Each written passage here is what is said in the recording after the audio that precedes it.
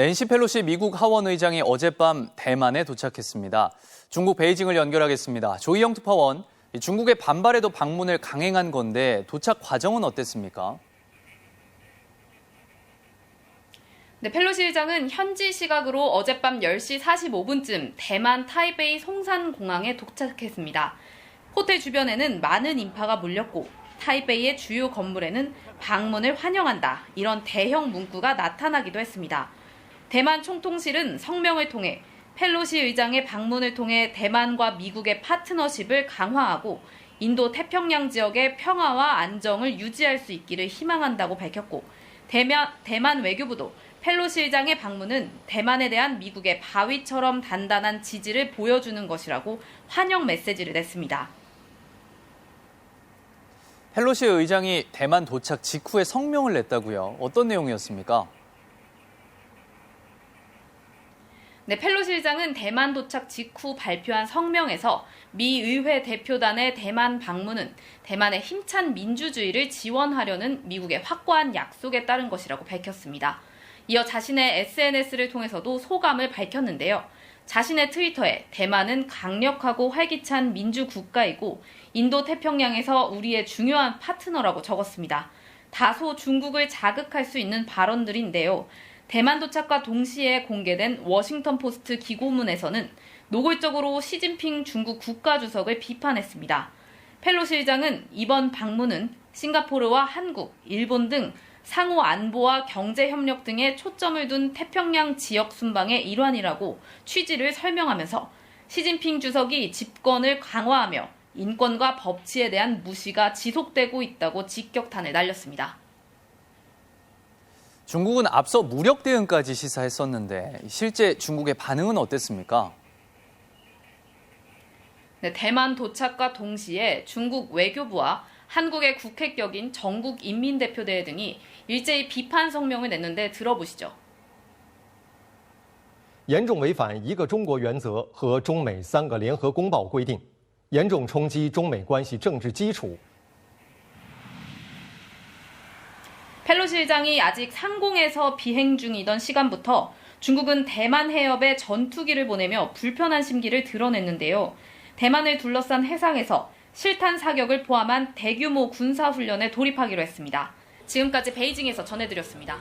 홍콩 시위와 관련해서 미국의 반응은 엇갈리고 있습니다. 트럼프 대통령은 중립적인 태도를 취한 반면에 미국 의회는 한 목소리로 폭력적 탄압을 중단할 것을 요구했습니다. 워싱턴에서 박성호 특파원이 보도합니다. 민주당 낸시 펠로시 하원 의장은 오늘 트위터에 홍콩 당국의 폭력적인 시위 진압을 비난하는 자신의 성명을 올렸습니다. 펠로시 의장은 미국 의회는 홍콩 사람들과 연대해 희망차고 자유롭고 민주적인 미래를 요구할 것이라며 트럼프 대통령도 홍콩의 평화를 위해 나서라고 촉구했습니다. 우선 하원 외교위원회에서는 민주당 위원장과 공화당 간사가 함께 성명을 내고 중국이 천안문 사태 이후 30년 만에 또다시 평화 시위를 잔혹하게 억압할 것에 우려한다고 밝혔습니다. 반면에 트럼프 대통령은 어제 홍콩의 민주화 열망에 미지근한 지지를 보내며 중국 정부를 비난하지는 않는 중립적 태도를 취했습니다.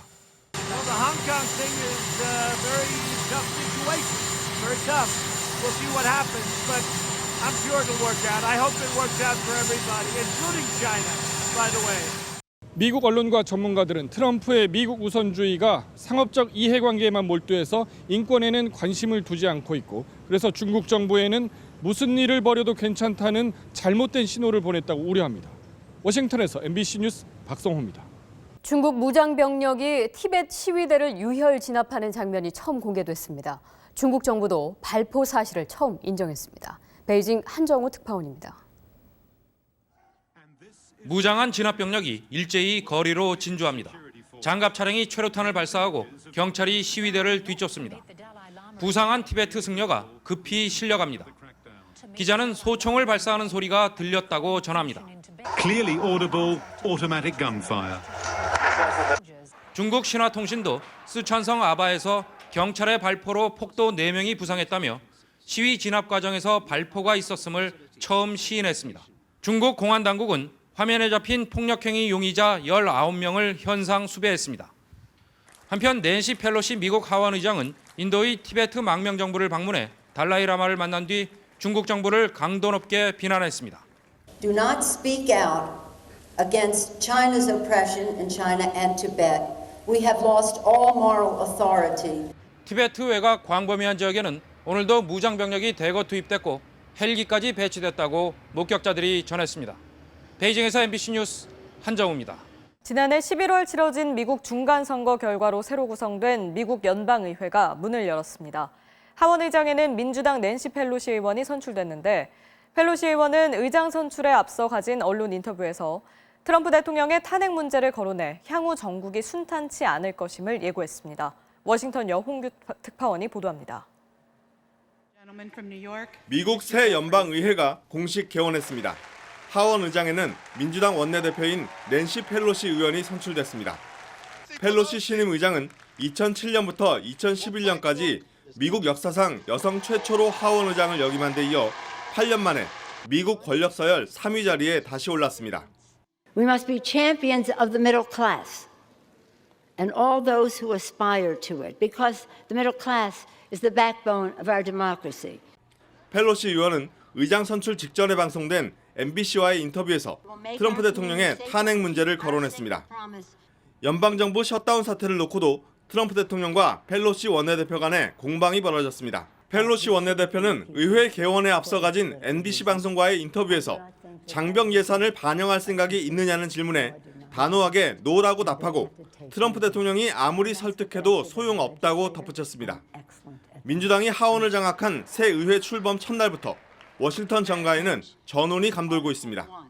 워싱턴에서 MBC 뉴스 여홍규입니다. 민주당이 탄핵을 극도로 신중하게 꺼렸었는데 이번에는 사안의 폭발력 심각성을 본 것 같습니다. 트럼프 대통령이 대선 경쟁자 물리친다고 외국 정상한테 뒷조사 좀 해주시오 이렇게 요구를 한 것이 헌법 위반이라는 건데요. 낸시 펠로시 하원 의장은 오늘 6개 위원회가 탄핵 조사, 그러니까 본격적인 탄핵 절차에 앞선 조치에 들어간다고 발표를 했습니다. 이렇게 되면은 존슨, 닉슨, 클린턴에 이어서 역대 대통령 4번째 탄핵 조사가 됩니다. 당사자인 트럼프 대통령 입에서는 거친 얘기가 나왔습니다. 마녀 사냥 쓰레기다 이런 얘기였는데 자, 오늘 주요 발언들을 한번 보겠습니다. The actions of the Trump presidency revealed the dishonorable fact of the president's betrayal of his oath of office, betrayal of our national security, and betrayal of the integrity of our elections. Look, it's just a continuation of the witch hunt. It's the worst witch hunt in political history. 폭도들에게 유린된 지 일주일 만에 이젠 요새처럼 변해버린 의사당에서 새로운 역사가 쓰여졌습니다. 현직 대통령이 내란을 선동한 자로 지목돼 임기 중 2번이나 탄핵당하는 초유의 일이 벌어졌습니다.